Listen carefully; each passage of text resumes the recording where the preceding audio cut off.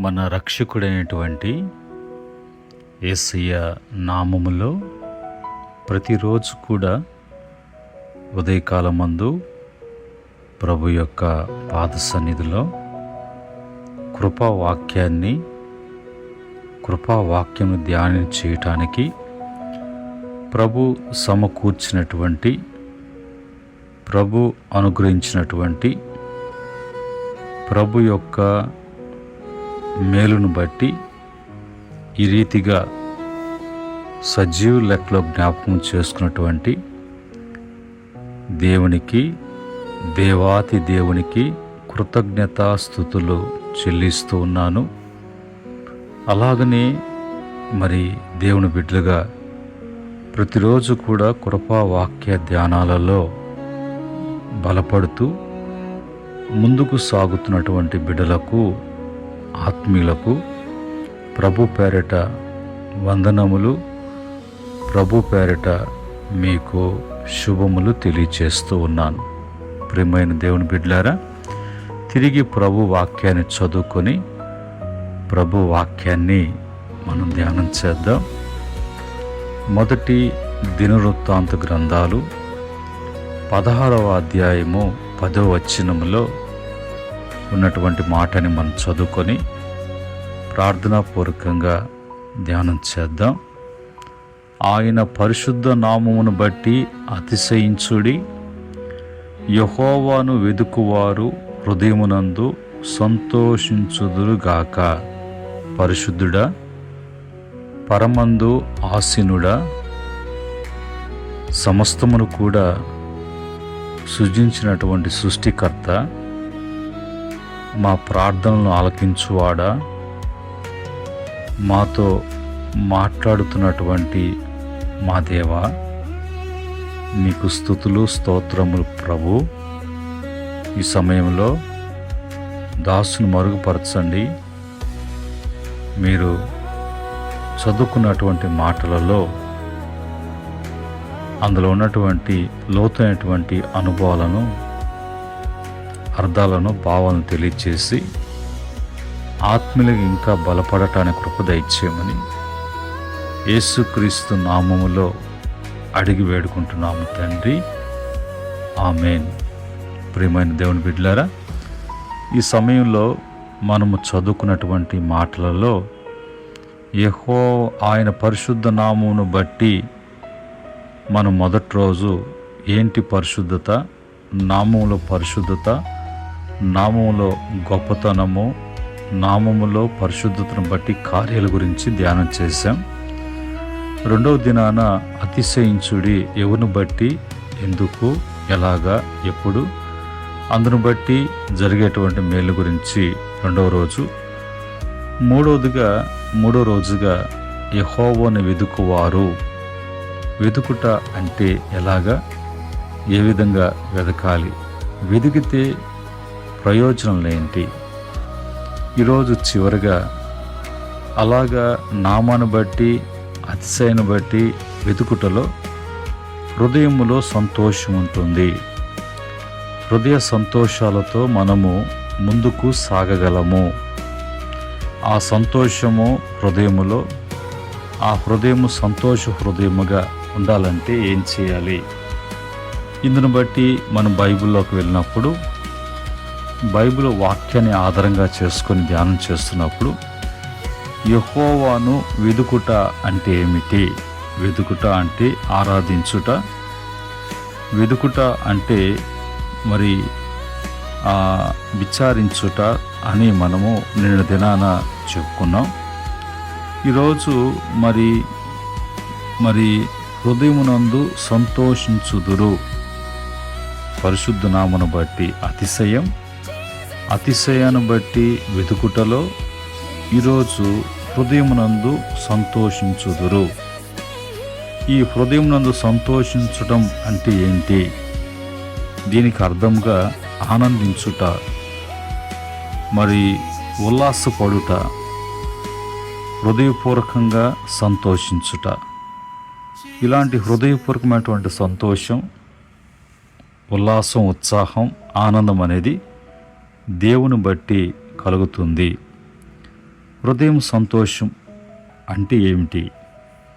మరి బయట నవ్వు కాదు, కానీ లోపల దేవుడిచ్చేటువంటి ఆనందం. యోహాను సువార్త 15:11 ప్రకారంగా, నెహెమ్యా గ్రంథము 8వ అధ్యాయం 10వ వచనం ప్రకారంగా, ఫిలిప్పీ పత్రిక 4:4 ప్రకారంగా పైన కనిపించటం కాదు, కానీ హృదయములో ఉంచేటువంటి, ఇచ్చేటువంటి, నింపేటువంటి ఆనందం, అది దైవానందం. హృదయములో సంతోషం ఎలాగ వస్తుంది? దేవుని సన్నిధిని బట్టి. కీర్తన 16:11 ప్రకారంగా, క్షమాపణ కలిగినప్పుడు కీర్తన 51:12 ప్రకారంగా, రక్షణ అనేది వచ్చినప్పుడు లూకాసు వార్త 10:20 ప్రకారంగా, పరిశుద్ధాత్మ ద్వారా మరి మనకు ఆ ఆనందం గలతీ పత్రిక 5:22 ప్రకారంగా, మరి ఐదవదిగా దేవుని వాక్యమును బట్టి మన హృదయంలో సంతోషంతో నింపబడటం కానీ సంతోషించడం కానీ జరుగుతుంది. హృదయంలో సంతోషములో హృదయ సంతోషం గురించి చూసినప్పుడు, హృదయంలో సంతోషం, దేవుడు హృదయాన్ని నింపినప్పుడు సంతోషంతో జీవితం అంతా వెలుగుగా మారుతుంది. కాబట్టి సంతోష హృదయము ముఖమునకు ప్రకాశింపచేయును ముఖమును. సామెతల గ్రంథం 15:13 ప్రకారంగా, సంతోషములో హృదయము, సంతోషానికి మూలము దేవుడైతే హృదయము స్థిరముగా ఉంటుంది. హబక్కూకు గ్రంథము 3వ అధ్యాయము 17-18 ప్రకారంగా, పంటలు లేకపోయినా నేను యెహోవా యందు సంతోషించెదను అని అంటాడు. కనుక సంతోషపరిచేటువంటి ఆయన బట్టే, కానీ ఆయన ఇవ్వకుండా, ఆయన వలన కాకుండా మనం సంతోషించగలమా? అలాంటప్పుడు మనము ఎందుకు అనవసరముగా టైంను వేస్ట్ చేసుకుంటూ వేరే వాటి మీద ప్రయత్నాలు చేస్తూ ఉంటాం? బైబిల్లో దేవుణ్ణి వెదికి సంతోషించినటువంటి వారు దావీదు సంతోషించాడు.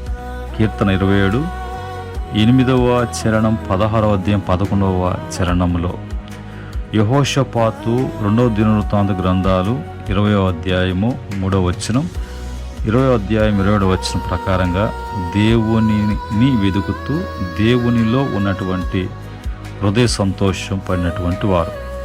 యోషియా 2వ దినవృత్తాంత గ్రంథాలు 34వ అధ్యాయం 3వ వచనం ప్రకారంగా, దానియేలు గ్రంథము 6వ అధ్యాయం 10వ వచనం 23వ వచనం, మరియా లూకాసు వార్త 1వ అధ్యాయం 46-47 ప్రకారంగా, జక్కయ్య లూకాసు వార్త 19:5-6 వరకు యేసును సంతోషముతో ఇంటికి ఆహ్వానించాడు. అప్పటి నుంచి అతని జీవితము ఎంతో మార్పు చెందింది. ఈరోజు మరి దేవుని యెహోవాను వెదుకువారి హృదయ సంతోషం ఎలాగుంటుంది? ఎలాగా అంటే, పరిశుద్ధ నామమును ఘనపరిచేటువంటి వారంగా ఉన్నప్పుడు, దేవునిలోనే అతిశయించినప్పుడు, పూర్తి హృదయముతో యెహోవాను వెదికినప్పుడు, దేవుని సన్నిధిలో నిజమైన సంతోషం పొందినప్పుడు, ఆనందముతో దేవునికి సాక్షులుగా జీవించినప్పుడు, ఆ సంతోషాన్ని దొంగిలించడానికి కానీ, ఆ సంతోషాన్ని ఇంకొకరు దాన్ని మరి ఒకవేళ ఇబ్బంది పెట్టడం కానీ జరగదు. సంతోష హృదయము అనేది, హృదయంలో సంతోషం అనేది, అది దేవుని బట్టే కానీ, దేవుని వల్లనే కానీ, దేవుని కాకుండా అది ఏమాత్రం కూడా లభించదు అనేటువంటి సత్యాన్ని వాక్యం చెప్తుంది. కనుక ఈరోజు అలాంటి సంతోషం హృదయంలో ఉన్నదా? పైకి సంతోషం కనిపిస్తున్నా కానీ హృదయములో నింపి, హృదయములో ఉంచి, హృదయములో ఉండి వచ్చేటువంటి ఆనంద సంతోషాలు, అది దేవుని వలనే, దేవుని సన్నిధిలో, దేవుని బట్టి కలుగుతుందే కానీ, మరి అలాంటి పరిశుద్ధుడు, అలాంటి పరిశుద్ధ నామాన్ని బట్టి మనం అతిశయిస్తున్నప్పుడు, ఆయన్నే మనం వెతుకుతూ ఆయన వైపు చూస్తూ ఉన్నప్పుడు మన హృదయాలు ఆ విధంగా ఆనంద సంతోషాలతో ముందుకు సాగటానికి ప్రభు చూపించినటువంటి కృప ప్రతి బిడ్డ కూడా కలిగి ఉండి అలాంటి ఆనంద సంతోషాలు హృదయాలు కలిగి ప్రభును మహింపరుస్తూ ప్రభు బిడ్డలుగా వర్ధిల్లును గాక. ఆమేన్. ప్రేమగల తండ్రి, పరిశుద్ధుడా, ఈ మాటలు బిడ్డలకు దీవెనకరంగా ఆశీర్వాదకరంగా సరిచేసుకొని తిరిగి ఆశీర్వాదంలో బిడ్డలు మేలు పొందిన కృప దయచేయమని, మహిమ ఘనత ప్రభావం చెల్లించుకోమని, ఈ దిన నీ కృపలో బిడ్డను పోషించమని యేసుక్రీస్తు నామములో అడిగి వేడుకుంటున్నాము తండ్రి. ఆమేన్. పరమ తండ్రి ప్రేమ, కుమారుని కృప, పరిశుద్ధ ఆత్మ యొక్క సహవాసం మాటలు వింటున్న బిడ్డల కుటుంబాలకును సకల పరిశుద్ధులకును ఆయన దాసులకును ఈ పరిచర్యకును సదా తోడే నడిపించును గాక. దైవాశీస్సులు మీ కలుగును గాక. ఆమేన్.